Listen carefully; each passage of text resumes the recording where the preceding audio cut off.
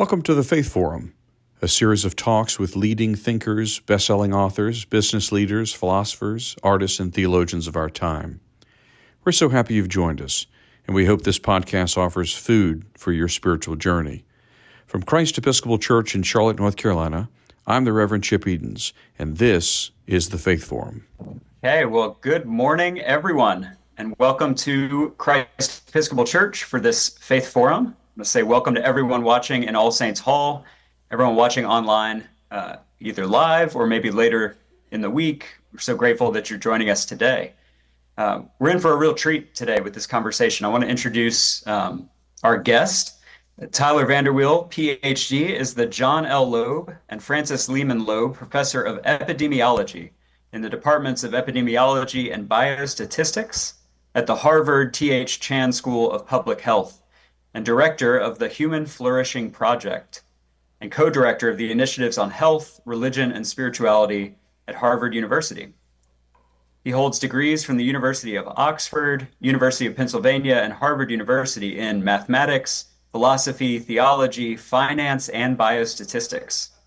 His methodological research is focused on theory and methods for distinguishing between association and causation in the medical and social sciences, and more recently, on psychosocial measurement theory.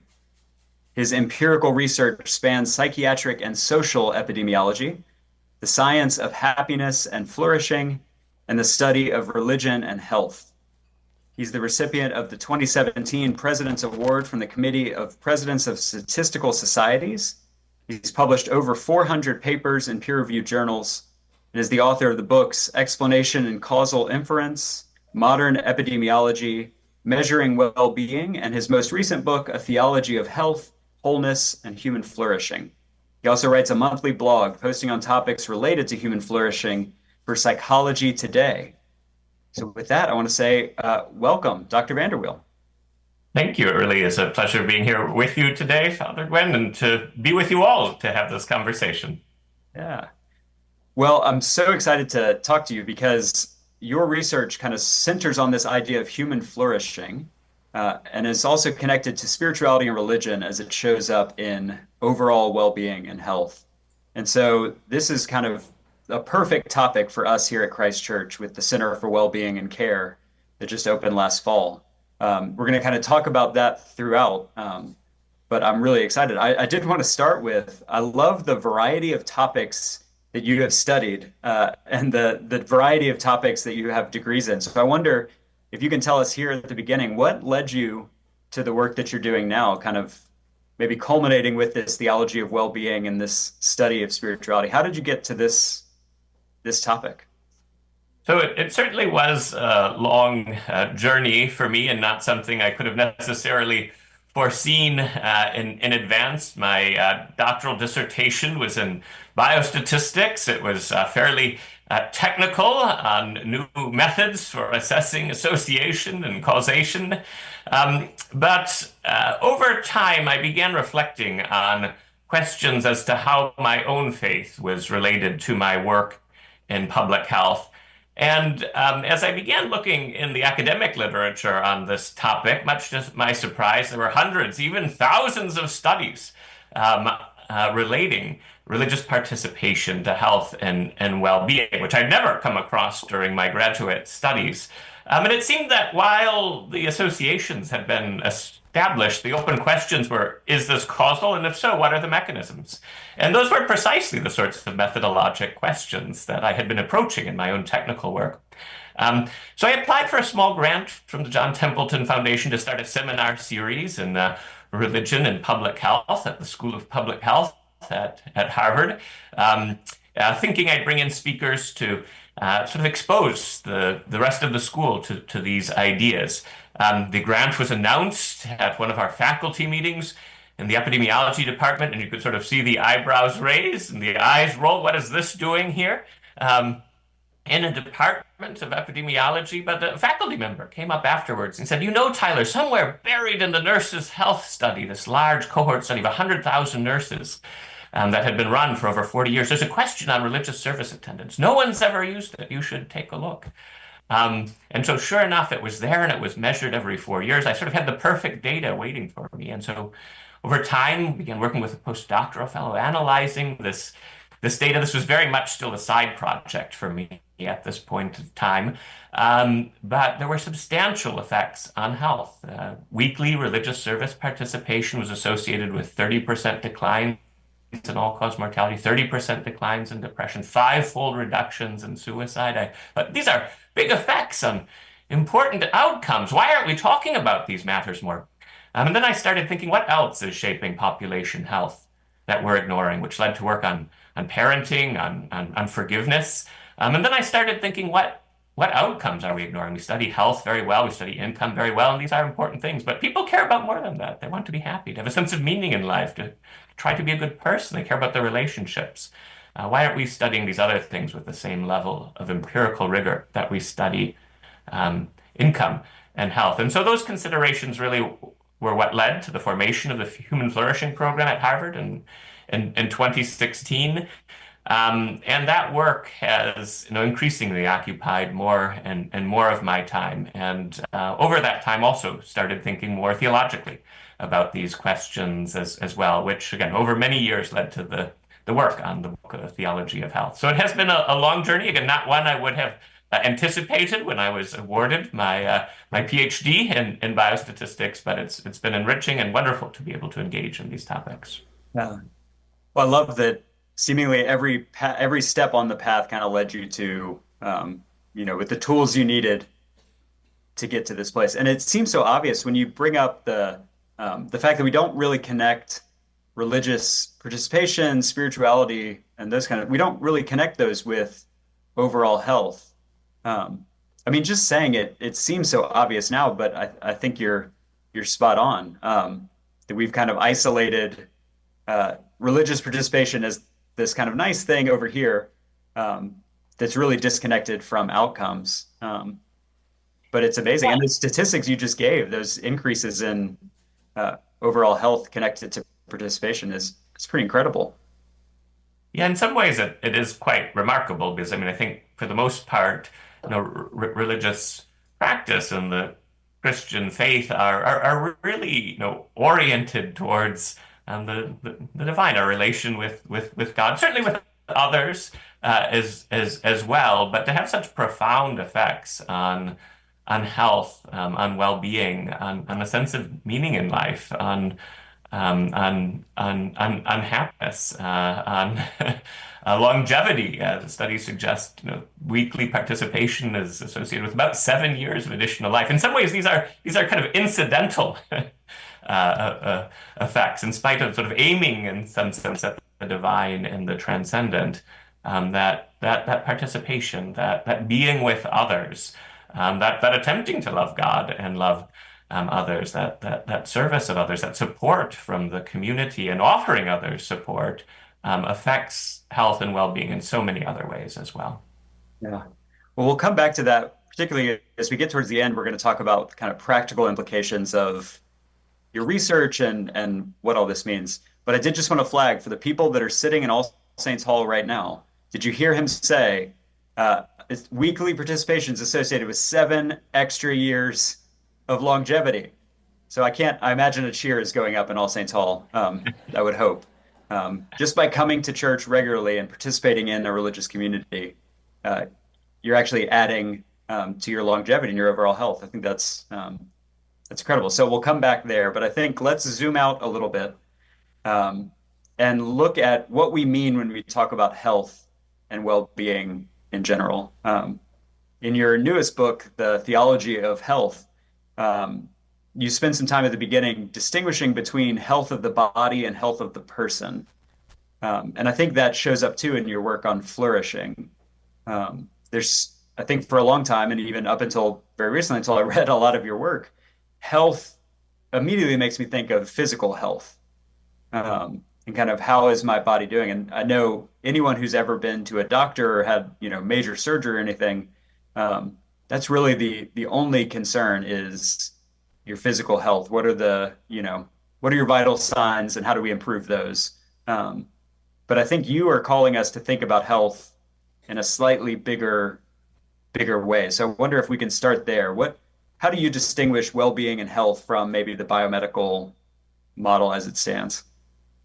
Yeah, so there's quite a bit of debate in the both the biomedical literature, but also the philosophical literature on what is it that we mean by health. One prominent definition of health that has been put forward by the World Health Organization back in 1946, still in place today, is that health is a state of complete physical, mental, and social well-being, and not merely the absence of disease or infirmity. And this definition is often criticized within the biomedical world for being too broad. Certainly, the medical system can't deal with such a holistic notion of health, and so there's dispute. Is health really just about physical health and health of the body, or is it something broader than that? And I think a lot of these disputes can, in fact, be dissolved by recognizing that even in our ordinary language, we in fact have two different conceptions of health: the health of the body and the health of the person. And that World Health Organization, WHO definition of health is really more the health of the person.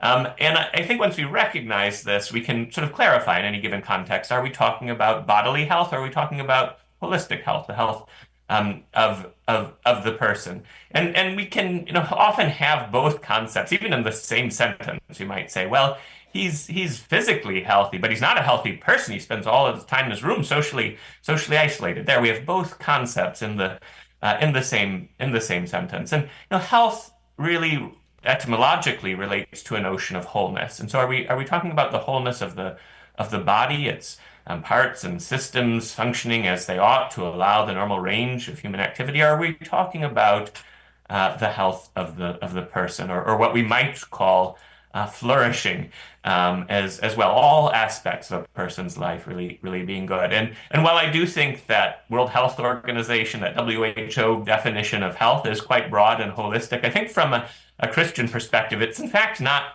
broad enough.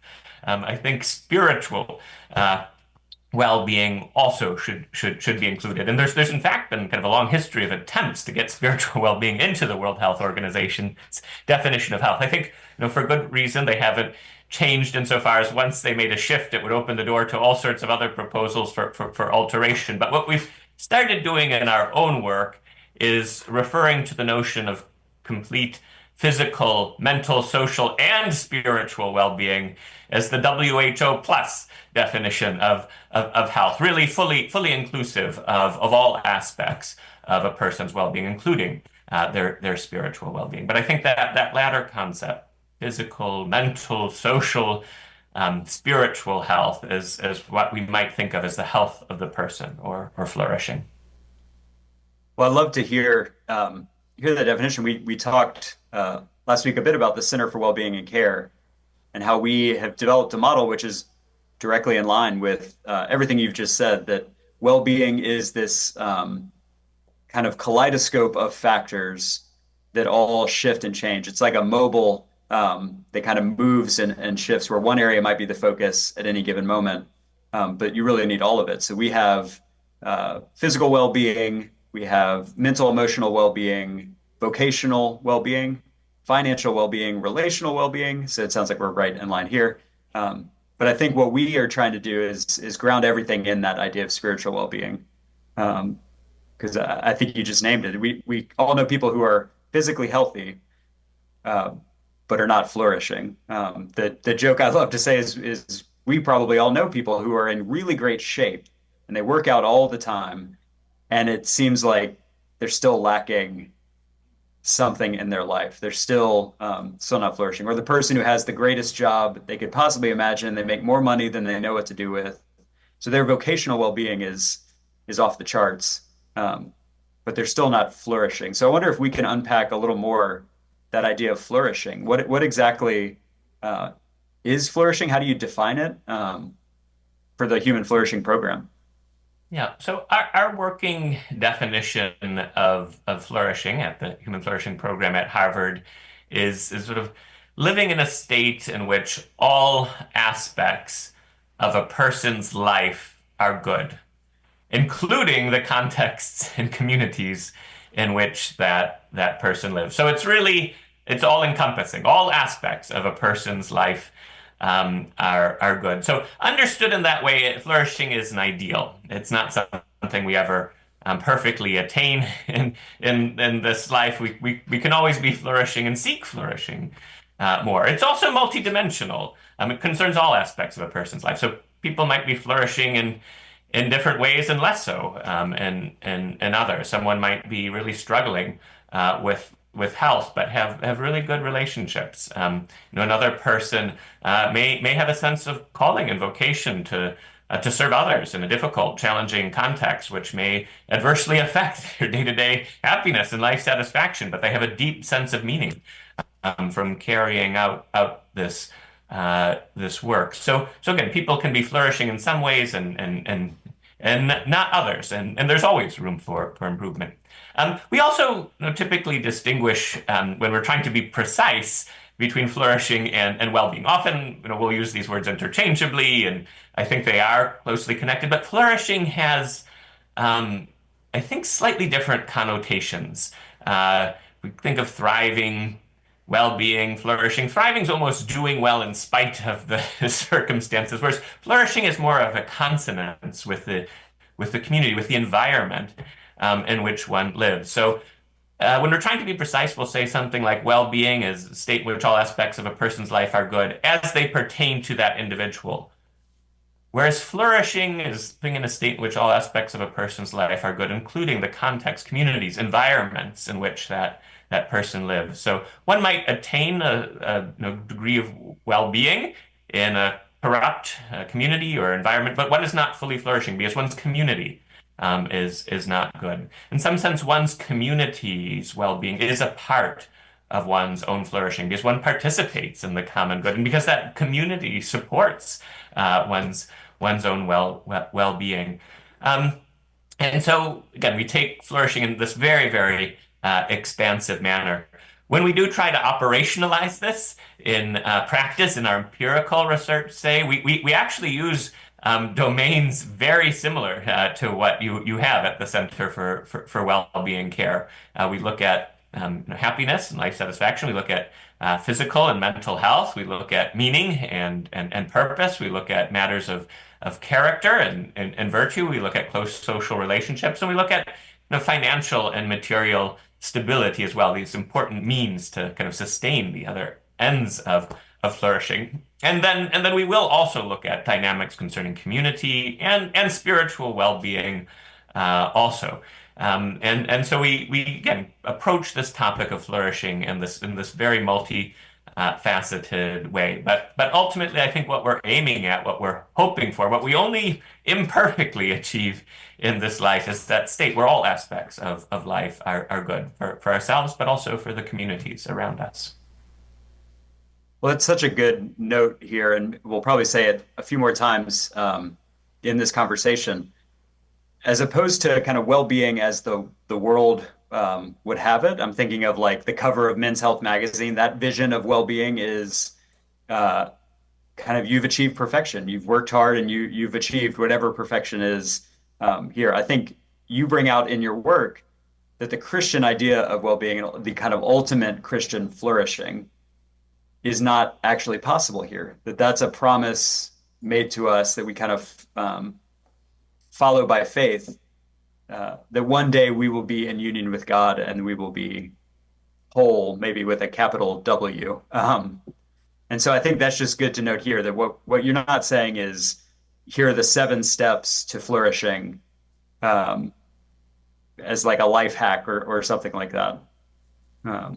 Yeah, I mean, I think from the Christian perspective, what we are ultimately called to, what we are should be oriented towards is spiritual well-being and eternal flourishing. And in some ways, that spiritual well-being here and now is constituted by our orientation towards and by seeking that eternal flourishing, that complete communion with or vision of God that we don't have in this life, maybe can experience partially.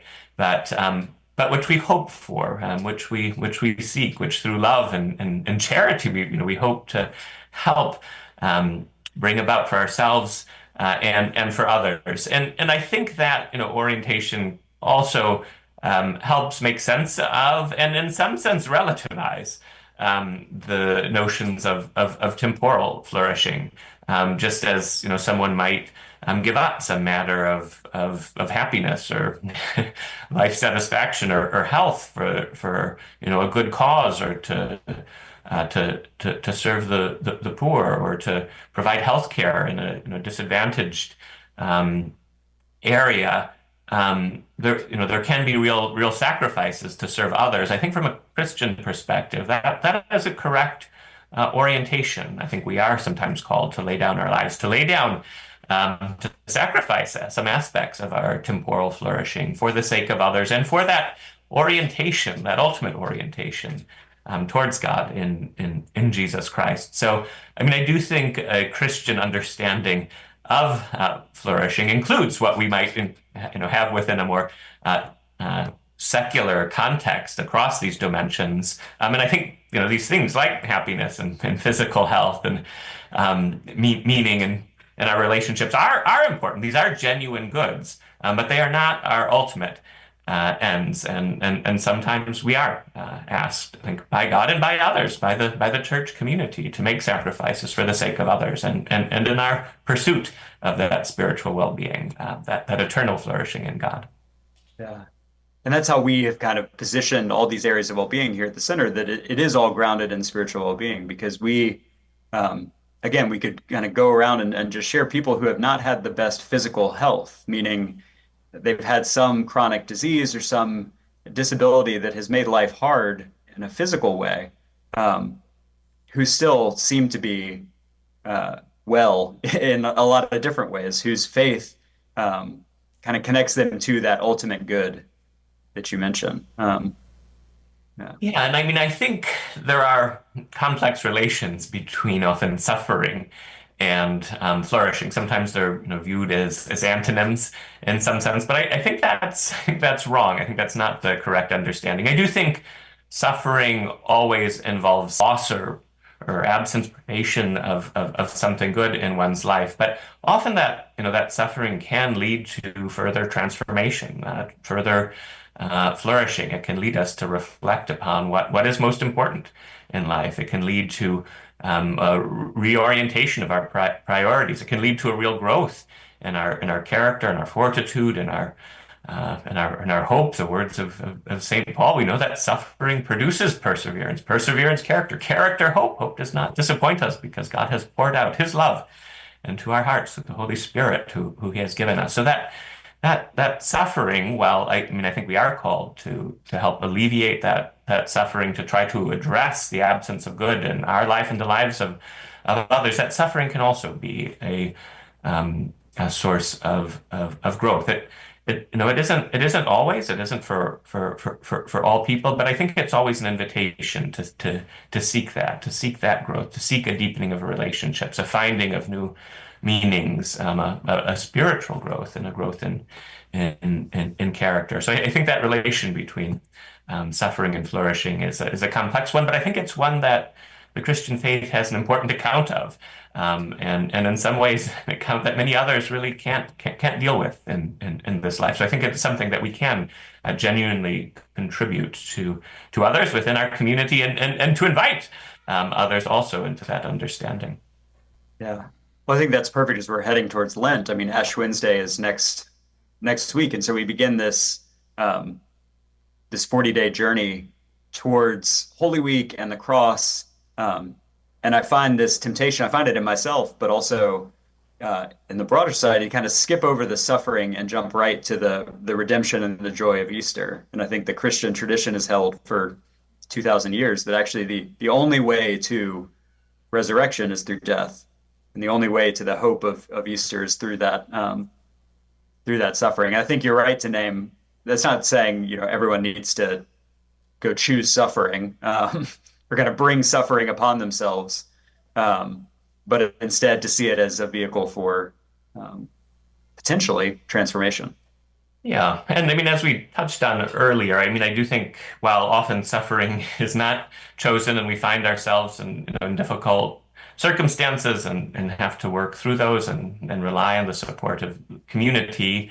In other cases, I mean, we do choose to voluntarily make sacrifices for the sake of others, in some sense, embrace suffering voluntarily for some good cause, for some good end. And I think we see that in Jesus's life. We see it in a very profound way in his service of others, but also in his death on the cross for us. I had about a couple of years ago a colleague, Jewish psychologist, who asked me, Tyler, was Jesus flourishing on the cross? And I was a bit taken aback. I immediately responded yes. But then I thought, what does that mean? And I think if we once again from that lens, Jesus's contribution on the cross to the world, to the salvation of the world was extraordinary. He was, while certainly suffering, also flourishing in a very profound sense. So I do think we can have that flourishing even in the midst of suffering, and sometimes through that suffering itself. And I think Lent, Holy Week, Good Friday, remind us of that, and our celebration of that fact as we also look forward to and anticipate Easter and that hope of the life to come. Well, I think, and I love that. I mean, what a powerful question was Jesus flourishing on the cross. But I think what comes to mind is the night before in the Garden of Gethsemane, and that moment where Jesus kind of chooses the easy road of, Lord, take this cup from me. I'd rather not suffer in this way, but not my will, thy will be done. And I think that to kind of wrap up this part of our conversation on suffering, that feels like the difference between suffering that can be redemptive is when it is offered up in the service of something greater versus kind of meaningless pain or meaningless suffering. I feel like that's where despair is ripe to kind of take over. And I think that's right. And I think that's also why we need community, because when we're in the midst of severe suffering, whether that's physical or emotional or existential, it can be difficult to find that meaning, and we need those around us to remind us of the broader context, to remind us for the possibility of spiritual growth and amidst that suffering, and then also to provide support. Yes, we seek transformation through suffering, but we also need each other to make it through those times of difficulty. And I do think that is one of the beautiful things about Christian community operating well, is that support is there, but so is that more ultimate orientation towards our final end in God, and again towards those words of St. Paul of suffering producing perseverance, character, hope, and of our remaining fixed in that. And the faith that, like you said, there is something beyond. There's something ultimate that kind of transcends the suffering of this present moment. Yeah. Well, you named there the importance of community. So I wonder if we can shift a little bit to the social and even the moral dimensions of health, because I was really fascinated to see virtue as one of those categories of flourishing. I think to get us there, I'm reminded of something I heard Dr. Abraham Verghese say. He's a doctor, a professor at Stanford, and a novelist who writes these incredible, huge novels. I don't know where he finds the time to do all of those things. But I heard him speak recently here in Charlotte, and he talked about the difference between cure and healing, the difference in being cured of something and being healed of something. And that the medical, kind of biomedical model focuses pretty laser focused on curing.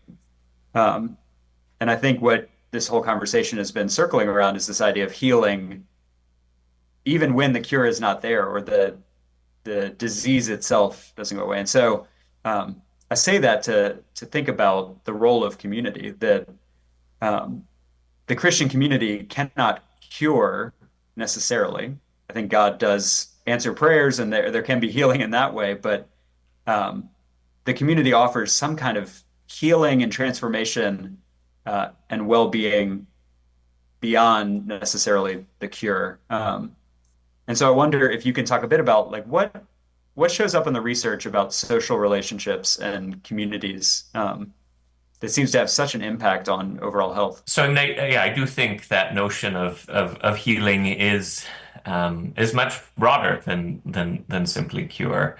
And in the third part of my book on theology of health, kind of conceive of healing as a restoration and even fulfillment of wholeness, both of the body, but also all aspects of the person as well. And I think that broader notion of healing, the restoration of wholeness of the person, can help us make sense of those contexts where maybe there isn't physical healing in some cases, but there can still be growth. There can still be a deepening of relationships, or a finding of new meanings, or growth in character. But again, I certainly think from Christian perspective, community itself is one of those central pathways to healing. I commented earlier on the powerful effects of religious service attendance on health and well-being, but it really is kind of those communal aspects of it. You don't find such powerful associations with private practices. Those of course are important and meaningful in the Christian life, but in terms of physical health, it is shockingly those communal aspects of participation, showing up Sunday at church with others, that have such powerful effects on health. And one finds similar relationships with social connection, very negative effects of loneliness on subsequent health, very positive effects of a sense of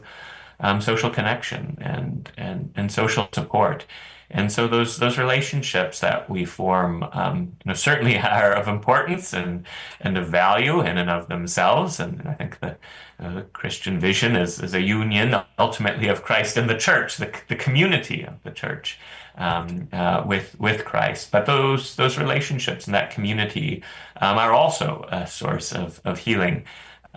Healing of the body, it seems, but also healing of the person. Yeah. And I wonder, I don't want us to focus just on us kind of here in the community of Christ Church. So one question about that social and almost moral dimension of health. Here we talk about well-being for all. So we need to actually be concerned with the well-being of our broader community, the Charlotte community, and neighborhoods that may be different in any number of ways from ours. And so I wonder, can you say just a bit about economic and social, maybe inequality, or the impacts that has on overall flourishing?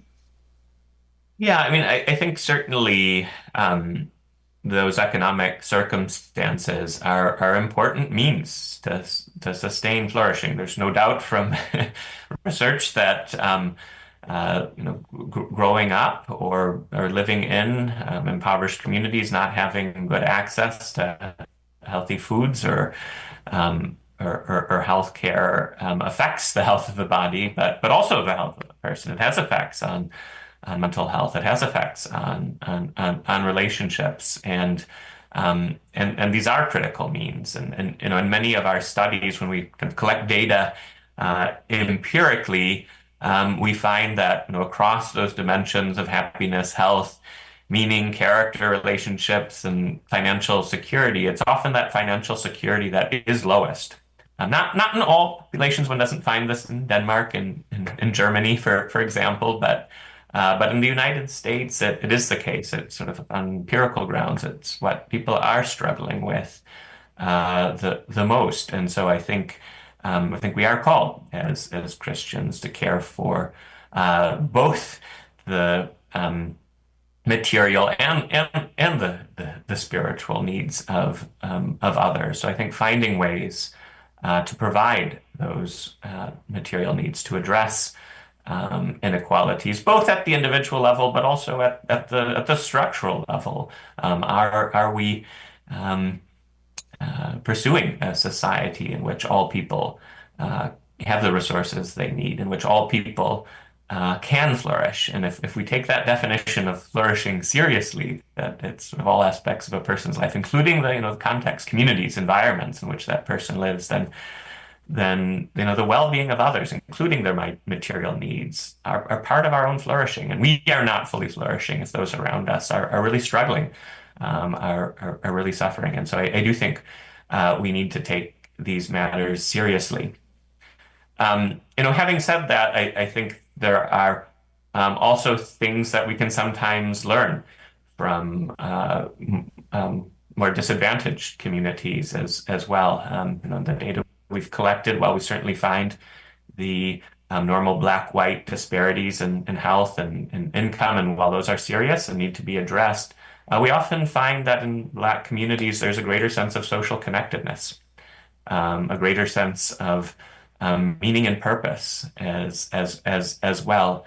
And when we look globally, we surprisingly find somewhat similar patterns where richer developed countries often have higher levels of life satisfaction and of health and of material stability, but lower levels of meaning and purpose than poorer developing countries, lower levels of quality social relationships, lower levels of a pro-social orientation to others. So I think this raises important questions also at a societal level. How do we carry out economic development in ways that don't compromise meaning and purpose or our relationships? And so I think we have something to learn from often the communities in which we're seeking to serve. And so I think that learning, then that exchange can go both ways. But I think as Christians, we are called to serve others. We are called to care for the material needs of others. And I think we should take these inequalities and the adversity, the struggles that others have, the material struggles, very seriously.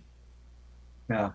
Well, it seems like, I mean, this is just more kind of on the theme of this whole conversation that in the same way that health cannot be reduced to just kind of numbers in your chart, that there's something more going on there. It's the same with when it comes to justice and kind of well-being across the spectrum, that it's not just kind of writing a check to a charity and here's a financial transaction. It's not just the disparities in that sense, that there's more going on here. I wonder, so this is a good kind of transition to today's readings in the lectionary. And today's opening collect in particular was very hard hitting. The opening collect said, it brought out Paul's words that if we do anything without love, it's nothing. It amounts to nothing. And there's actually this line in the collect that those who basically live without love are accounted dead before God. That without that love, there's no life in us. And then the readings we got were from Luke's gospel, and it was Jesus telling us to love our enemies, and really kind of drilling down pretty deep on this idea that you can't just love those who are kind to you and those who love you. You have to love everyone. So at this moment in our country and in our world, although I don't know that it's more divided than it's ever been, I think we've had some pretty divisive times. It feels very countercultural to say something like, love your enemies and forgive those who hurt you. I wonder if in this context of thinking about flourishing and well-being, you can talk a bit about the power of forgiveness, maybe how that shows up in someone's well-being. Sure. Yeah. I do think the question of love of one's neighbor, and including one's enemy, is a critical one for society today. And I do think it is a message that the Christian community can try to bring to the world, that on account of the value, the dignity, the worth, and from a Christian perspective, being created in the image of God of each person, that we should love and care for each person. Each person is worthy of that love. And if we take that seriously, that includes our enemies as well. That includes those who may have ill will towards us, or those towards whom we might be inclined to have ill will, if we take seriously their worth, their dignity, their being created in the image of God, we should be seeking their good as well. And I do think while counterintuitive, it is a powerful message, and I think it's one that our society needs. I think it's one that our society needs to overcome the divisions that we see. I think it leads us to try to understand better those who may have disagreements, perhaps strong and profound disagreements, but to seek a way forward, to seek to address the concerns of others as well. I think we need more love of neighbor, more love of enemy in our political life, certainly. And I think the effects on flourishing can be profound. And beautiful sermon by Martin Luther King Jr. He talks about what the effects of that love of enemy can be. Its potential to end those cycles of hatred and violence. The freeing of the individual from that hatred, and the capacity to transform the enemy as well. That won't always happen, but it can and sometimes does. And so I do think that that love of enemy can have really profound consequences. There are still then questions of kind of what do we do with wrongs? What do we do when our enemy, in some sense, has wronged us, or even close people around us who we might not consider enemies? What do we do when they've wronged us? How do we manage that hurt? And again, in that sermon by Martin Luther King Jr., he speaks of the capacity of that love of enemy to free us from hatred. And in some sense, that's what forgiveness is. Forgiveness is, I think, really simply a replacing of ill will towards the offender with goodwill. It is, in some sense, a restoration of love following an offense that might be towards our enemies, but it might be towards someone close to us who we're really struggling with anger. I think forgiveness understood in that way, simply replacing ill will with goodwill, is different than foregoing justice. One can pursue a just outcome and still forgive and still want what's ultimately good for the offender.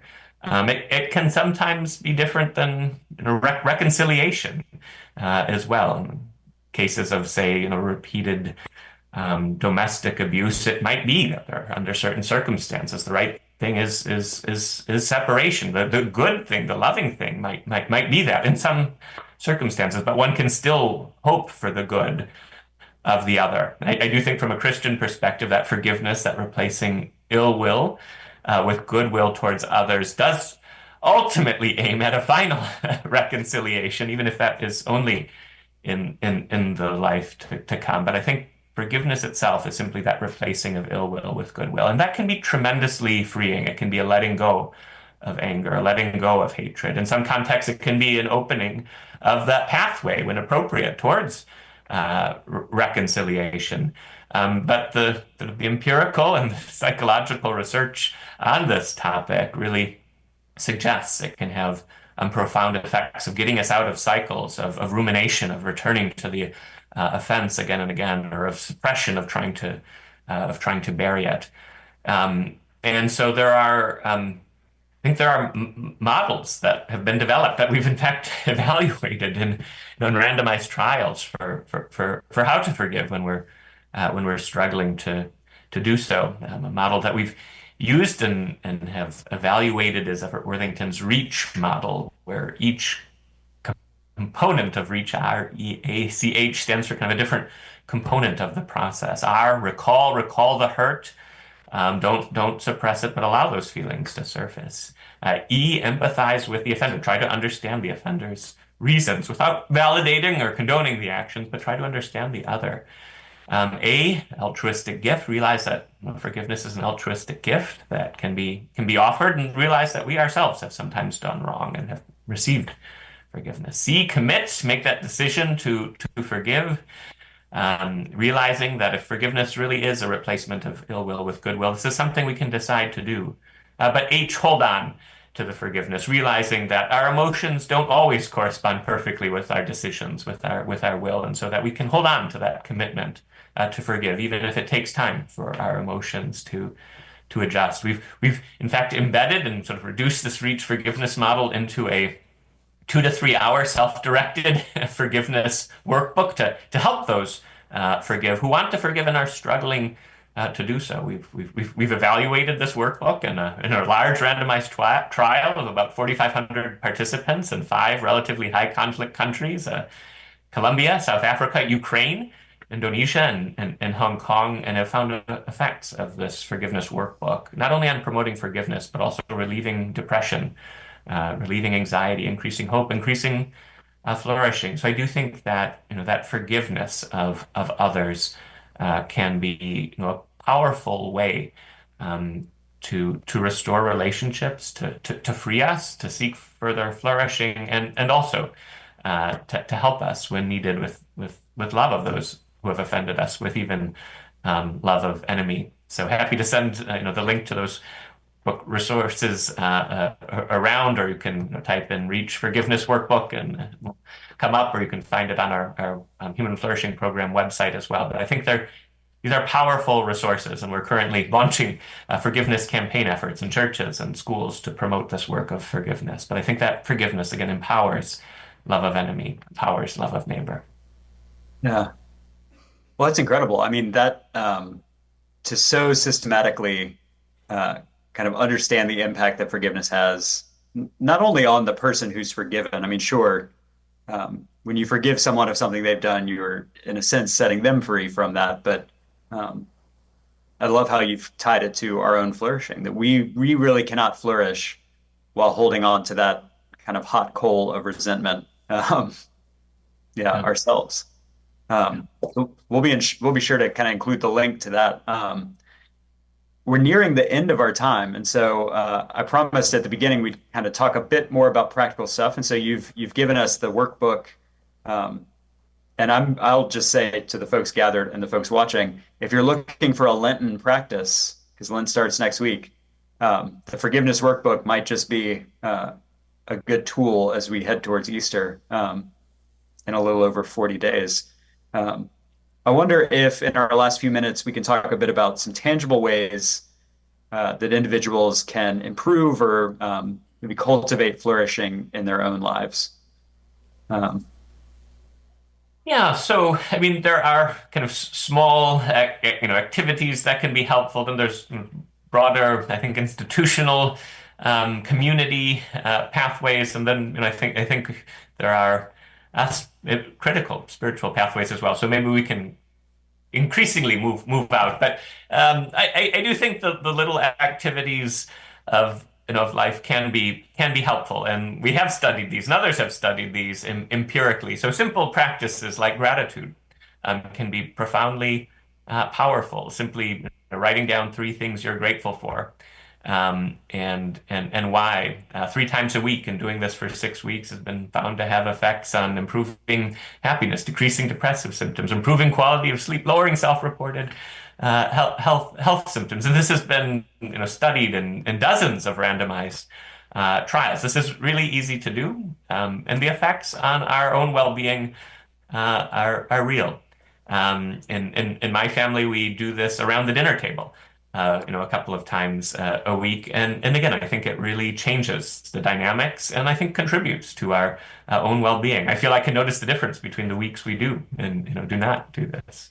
Another one of these simple activities is acts of kindness. Sort of, maybe make a commitment for 6 weeks to choose one day each week where you carry out 5 acts of kindness that you wouldn't otherwise do. And it can take quite a bit of planning to get 5 in a single day, but the research suggests it's more powerful doing it 5 in one day than spreading them out the course of the week, perhaps because it requires that intentional effort. But again, studies have shown that doing this versus some neutral activity enhances one's happiness, one's sense of connection with others, one's sense of flow. And so Again, this is something that's very easy to do, very easy to implement. I try to do this myself every Lent, in addition to kind of sacrifice and giving something up. I think it can be helpful to take on something positive as well. And this is one of course, many different activities. But again, the work in positive psychology has suggested that this can have important benefits on one's health and well-being also. Those forgiveness activities, likewise, can alleviate depression, anxiety, improve flourishing. And so I think is another important and critical resource. But I do think ultimately, if we're thinking about not just our happiness and mental health, but purpose, character, meaning in life, I think these things really do require communities, the communities of our families, of our neighborhoods, of our workplaces, of our churches. And the research suggests that while these little activities are helpful, that really for those deeper changes of meaning, of purpose, of character, we need community life. We need to fully participate in that. And so I think making a commitment to community, showing up, being with others, serving others, even when it's difficult sometimes, and it's perhaps those very difficulties, working through those relationship challenges that allows us to deepen relationships, to find meaning, to grow in character. And so I do think the church itself provides an incredible community in which that can take place and which can be of service to others, others within the church, but others outside of the church as well. And of course, those church communities also orient us towards those more important elements of spiritual well-being, of our ultimate and final end in God, of our service and sacrifice for others in our journey towards God and our journey towards love of neighbor and love of God. So I guess I'm sort of preaching to the choir here, but that commitment to participating weekly or more in that church community and in communities of other types, I think is really important and profound. And I think in the wake of COVID, it's important to reinvest in community. Many communities have disappeared or are struggling. So yes, invest in the Christ Church community, but invest in other communities as well. This is an important part of our life together and is a critical pathway to flourishing. Well, that is a great place to end. We're here right at the end of time. I said that the last time I did a Faith Forum too. We're not at the end of time. We're at the end of our time here together. I do want to just kind of circle a few things that you said. So we mentioned at the beginning that everyone here in All Saints Hall or who's watching, who's at church today, you get 7 extra years of life. You heard it here first. We can give you a little certificate that you could take home with you. But I do want people to kind of turn that switch in your head, because I've found even in my own life at times, I think about my whole week and my whole life with these kind of distinct things that I'm doing. And there's all this stuff I'm doing for my well-being. So I'm going to the gym and I'm exercising and I'm eating right and I'm doing all this. And then church is kind of over here on the side as this other thing that I'm doing. And so I just encourage people after this conversation to start thinking about exactly what you just said, Dr. VanderWeele, the investment in this community as one of the means that you're improving your flourishing, that you're helping not only yourself, but the whole community, because we can flourish when you invest and you kind of jump in with both feet. So again, I say Lent is here. And so maybe this is part of your Lenten commitment as we head towards Easter. Okay, Dr. VanderWeele, thank you so much for taking your time. Thank you for all your research. It's been a joy to talk to you. Glenn, it was really a pleasure being here today, and wonderful to be able to join you all virtually, at least. And I wish you a happy and blessed Sunday, and thank you for all the fine work that you do, both in the parish, to the community, and at the Center for Wellbeing and Care. So I wish you all the very best, and you will be in my prayers. But pleasure again at being able to have this opportunity today. Yeah, thank you so much. Thank you for listening. We invite you to subscribe, leave us a 5-star review, and connect with Christ Church Charlotte on social media. If you'd like to attend a Faith Forum live, visit christchurchcharlotte.org/Faith Forum to view dates and details of upcoming talks.